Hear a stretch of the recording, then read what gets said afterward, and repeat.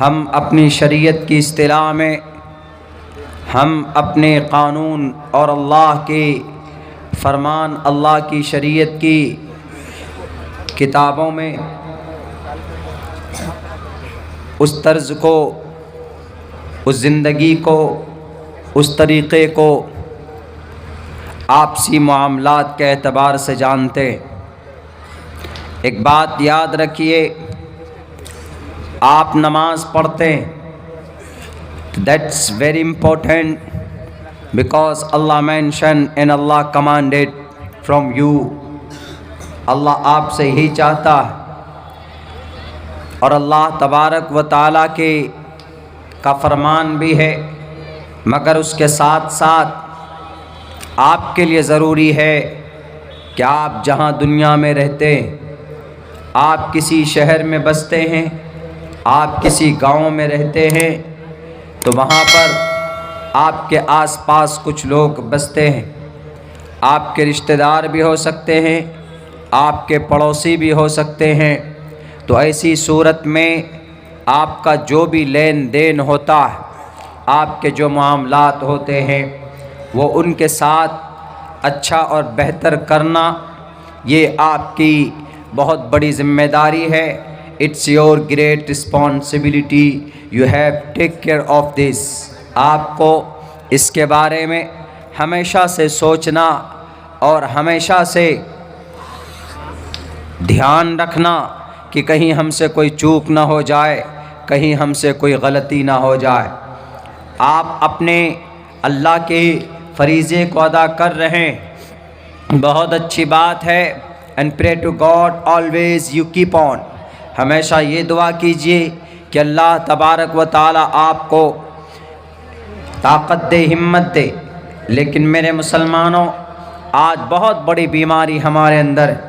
آج ہم اپنے معاشرے میں، آج ہم اپنے علاقے میں، گاؤں سماج میں جہاں ہم رہتے ہیں، ایک مسلمان کے ساتھ ساتھ آپ کے ساتھ ایک لفظ لگا دیا جاتا ہے کہ یہ مسلمان بے ایمان، یہ مسلمان منافق ہے، یہ مسلمان بد کردار۔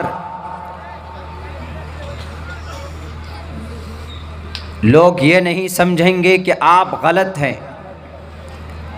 نان مسلم اینڈ غیر مسلم، اینٹی آف اسلام، وہ یہ نہیں سمجھیں گے کہ آپ غلط ہیں، بلکہ وہ یہ سمجھیں گے کہ اسلام ہی غلط ہے، شاید اس کی تعلیمات ہی یہی۔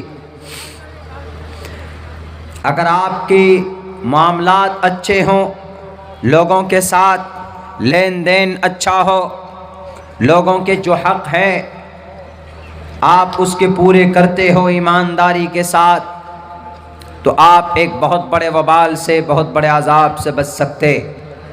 ہوتا یہ ہے کہ اپنی دولت میں اضافہ کرنے کے لیے جھوٹ بولتے ہیں، اپنی زمین کی تعداد بڑھانے کے لیے ناجائز طریقے پر کسی کی زمین کو ہڑپنے کی کوشش کرتے۔ اللہ کے نبی کا فرمان ہے کہ اگر کوئی آدمی اس دنیا میں کسی کی زمین کا ایک تھوڑا سا حصہ ناجائز طریقے پر اگر ہڑپ کرنے کی کوشش کرتا ہے، تو اس کو یہ پیغام سنا دو، کل قیامت میں 70 زمینوں کا طوق اس کے گردن میں ڈالا جائے گا۔ اس کو حق نہیں ہے اس زمین کو ہڑپنے کا، مگر کیا کیجئے گا، مجبوری ہے، جوڈیشری ہے، جمہوری ملک ہے، یہاں کا قانون اندھا ہے۔ آپ نے عدالت میں دیکھا ہوگا کہ وہاں پر ایک ترازو ہے، اس کے ہاتھ میں ایک پتلا ہے، اس پتلے کے ہاتھ میں، اس مورتی کے ہاتھ میں ایک دیوی کی انصاف کی ترازو، اور اس بت اور اس مورتی کے آنکھ میں کالی پٹی بندھی ہوئی ہوتی۔ اس کا مطلب یہی ہے کہ بھارت کا قانون اندھا قانون ہوتا ہے۔ اس میں جس کے شواہد، جس کے دلائل زیادہ مضبوط ہوں گے، وہ آدمی میدان جیت جاتا ہے، وہ آدمی کیس جیت جاتا ہے۔ تو جو بھی آدمی کسی کی زمین ہڑپ رہا ہے، اگر وہ ادیوگ پتی ہے، اگر وہ منسٹر ہے، تو وہ پیسے دے کر رشوت کی تھیلیاں کھول کر ناجائز طریقے پر وہ کسی غریب کی زمین کو ہڑپنے کی پوری کوشش کرتا، یہاں تک کہ وہ غریب آدمی وہ اتنا مینٹین نہیں کر پاتا، وہ اتنا افورڈ نہیں کر پاتا ہے، وہ لائر کو بہتر سے بہتر لائر کو ہائر نہیں کر پاتا ہے، بالآخر وہ زمین اس ادیوگ پتی اور اس دولت مند کے حق میں فیصلہ کر دیا جاتا ہے۔ غریب آدمی آنسو بہا کر اس دنیا میں اپنے گھر تک چلا آتا ہے۔ کیا شرعی اعتبار سے، انسانیت کے اعتبار سے وہ زمین اس کی ہو سکتی ہے؟ نہیں ہو سکتی۔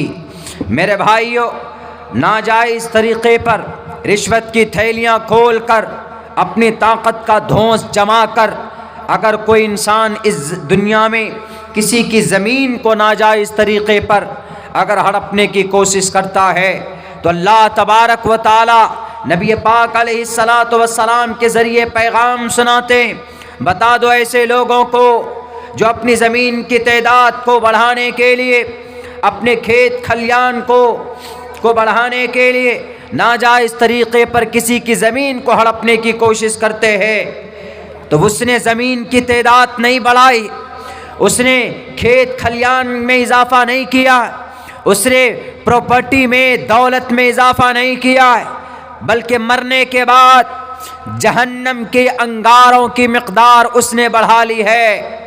مسلمانوں، یہ پیغام ہمارے اور آپ کے لیے، یہ کسی غیر مسلم کے لیے نہیں، وہ تو مکلف ہی نہیں، وہ تو فی نار جہنم خالدین فیہا ابدا، اس کے لیے کوئی روک ٹوک نہیں، وہ کرے دنیا میں، دنیا کی زندگی ان کے لیے خوبصورت ہے، جنت ہے۔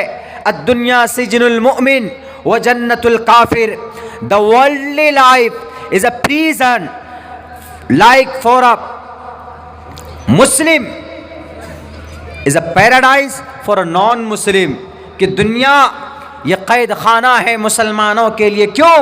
ایک مثال دی سمجھانے کی کہ جیسے قید خانے میں، دنیا کے جیل میں آپ ہر سکون کو حاصل نہیں کر سکتے، اپنی من مرضی زندگی نہیں گزار سکتے، جسٹ لائک دیٹ سیم، اسی طریقے پر دنیا کے اندر ایک مسلمان اپنے قرآن سے، ایک مسلمان اپنے شریعت سے ہٹ کر اپنی زندگی نہیں گزار سکتا۔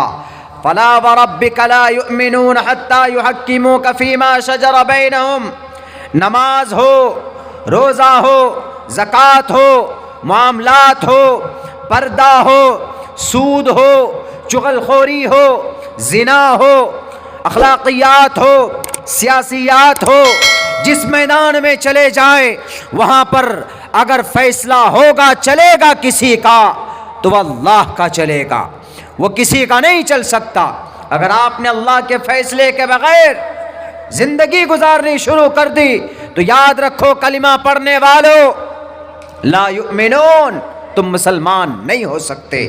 فلا وربک حتی یحکموک فیما شجر بینہم، تمہارے پاس جو قرآن و شریعت ہے، تمہارے پاس جو اللہ کا فرمان ہے، نبی پاک علیہ السلام کی پوری زندگی، اگر تم نے اس کے فیصلے کے مطابق اپنی زندگی نہیں گزاری تو you are not able to like a Muslim, completely Muslim, آپ مسلمان کہنے کے حقدار نہیں ہو اپنے آپ کو۔